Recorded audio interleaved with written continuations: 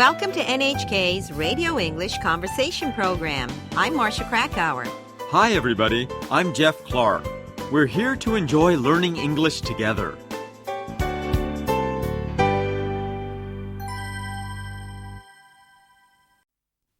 Community service. Jack and a classmate, Chelsea, are hanging out in the school cafeteria. I was talking to my guidance counselor about my project. You seem to have enjoyed doing volunteer work. Yeah, and to think I was so opposed to the idea of doing it. What changed your mind about it? The guidance counselor stressed how good it will look on my school transcript. You mean for college admissions? Yeah. These days, colleges are looking for something beyond academic qualifications. I guess being a straight-A student isn't enough. Not anymore. Now you've got to market yourself with an impressive resume. Did that influence the type of community service you did? Yes, I definitely wanted to do something that was an attention grabber. You did some activity involving school kids, didn't you? I helped a bunch of third graders who were part of a literacy crisis program. That sounds so meaningful. But really, weren't your motives a bit selfish? I admit, they were selfish at first, but then I started getting really into it. Did I tell you? I'm refusing to turn in my project in protest. What exactly are you protesting? Mandatory volunteerism. Come on, that's a technicality. Don't you think community service is a good idea? Absolutely. But when the school makes volunteer work obligatory, it loses its meaning. Aren't you being a bit of a stickler? Look, I do plenty of volunteer work. So what's wrong with getting school credit for it? I believe that volunteer work should come from the heart. That's just naive. Not all good acts need the purest intentions. Recruiting for one's alma mater. Amy calls up her good friend, Kelly, who does recruiting for her alma mater, Dayton College, in her spare time. Hello? Kelly, what's happening, girl? It's Amy. Amy, where have you been? Crazy busy, huh? I can't even go into it. Anyway, I need to ask you a favor. You recruit for Dayton, don't you? The old alma mater. Yes, I interview prospective students. And you've been doing this for quite some time, right? It's one of my duties as head of the Alumni Association. What I want to know is, would an interview with you help someone get into Dayton? It couldn't hurt to have an interview. Applicants who are serious about getting in should consider it. Wouldn't an interview with an admissions officer on campus be enough? Well, Dayton is far away. It's tough for some students to schedule an appointment. What about getting an appointment with you? How tough is that? It all depends on the time of year. Things start heating up as students finish their junior year. You mean now? Isn't it better to wait for fall? Absolutely not. That's a sure sign of a procrastinator. In that case, I've got a candidate for you right now. Thinking about going back for your master's, Amy? Not me. Have you met my partner, Marco? It's his son, Jack. What kind of student is Jack? I really couldn't answer that for you, but he's quite a go-getter.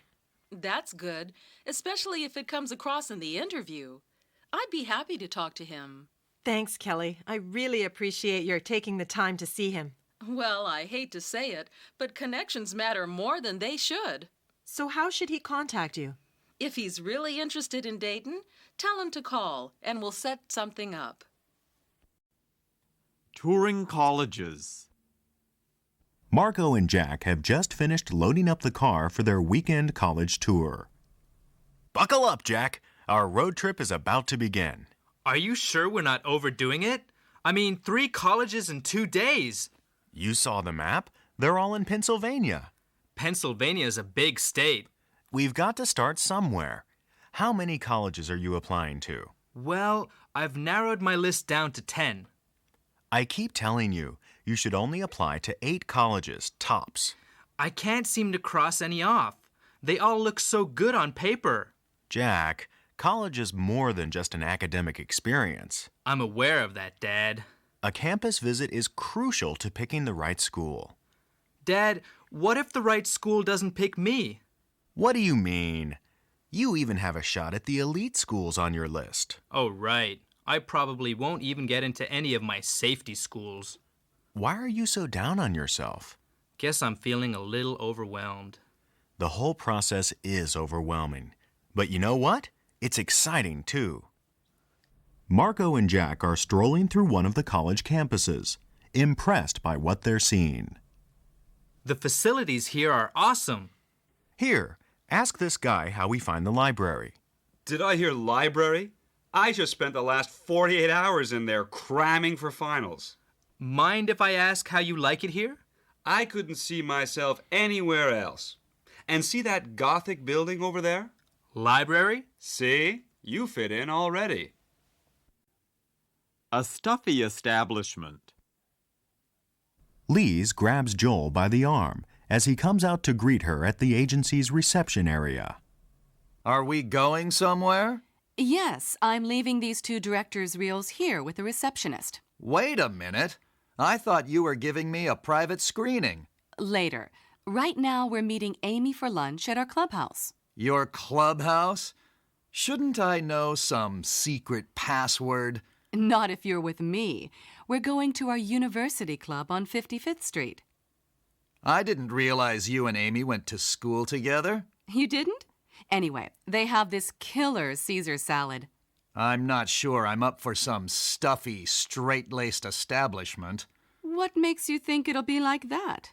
You went to one of those elite East Coast schools, Ivy League tradition and all.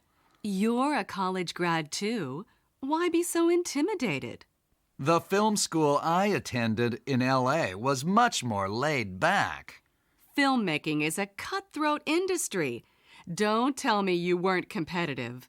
Maybe, but not in the scholarly sense. I'm not into academic snobbery. Aren't you being a bit judgmental? It's not about you, Lise, but I just find the whole club thing a little presumptuous. I see where you're coming from, but it's not as snooty as it used to be. So your clubhouse isn't the exclusive experience it once was? Oh, it's changed. You know, it wasn't too long ago when women weren't even admitted inside. You mean without an escort? No, not at all. They were all male clubs. Heck, so were the schools. That's so bigoted. Aren't you offended by the thought of it? By ancient history? No way. I got all the education I desired. So now that we're on the topic of education, Marcia, my beloved niece, Sasha, not long ago graduated from what we call a 4-year college. You mean not simply a college that offers a 4-year undergraduate course, but one which usually has a strong liberal arts focus, often with a good teacher-student ratio? Exactly. And it also has many small seminars and experiential courses, not just big lecture courses.